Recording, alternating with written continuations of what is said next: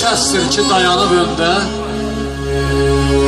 övladın hissi ilə yaşaya bilsin. Övlad o kəsdir ki, çiyinlərində atanın dərdini daşıya bilsin.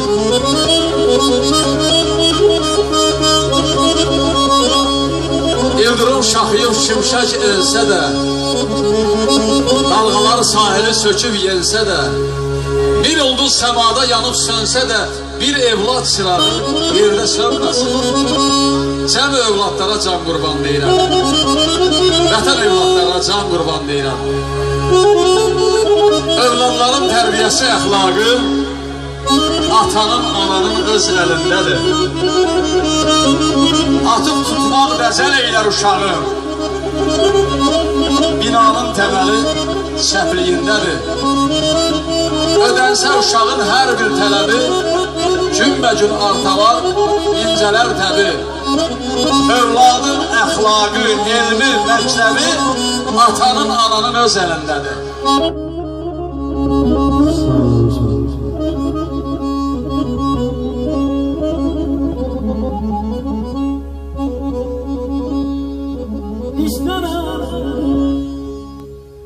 Onlar için yaradım gönül, evlat arsaya billah hışmını.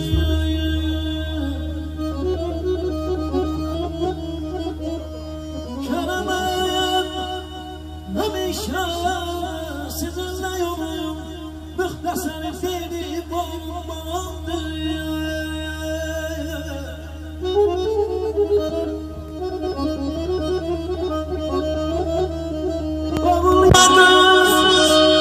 Zor dostun fərqi nədir? Hər biri çox meyvəsidir.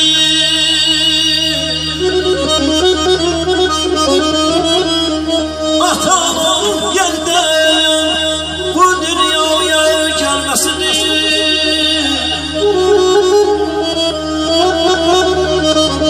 Bana baldan şirin, canlı şirin, dildən şirin. Unutturan qəndəfləri üzümüzə gəlməsidir.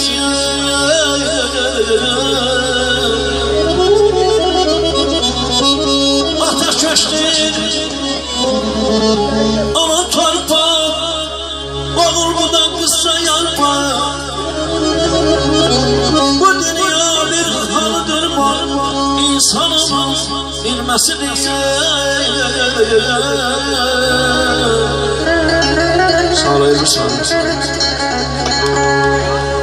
Ata övladına verdi nəsihət, ağıllı sözlərə eyləsən diqqət.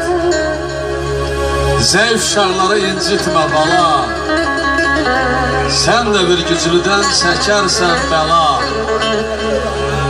Olsan xalqa ziyan verən canavar, gün gələr səni də pələng parçalar.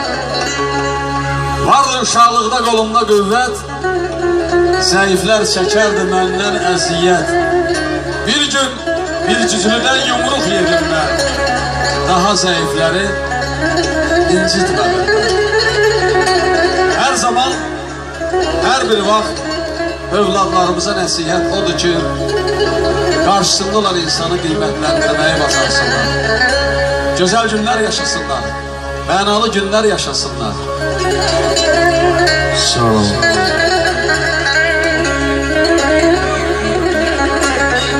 Səndən qəllət var gör, səndən var gör.